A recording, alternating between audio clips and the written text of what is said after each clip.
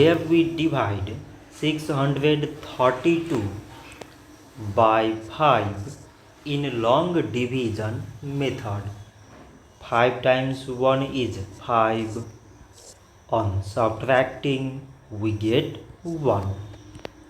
So now we put down these 3 and it is 13. 5 times 2 is 10. On subtracting we get 3. So again we put down these 2 and it is 32. 5 times 6 is 30.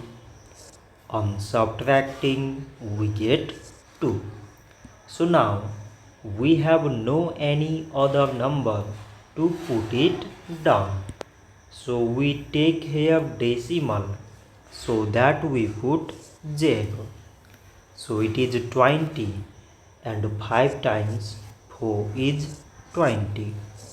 On subtracting we get 0.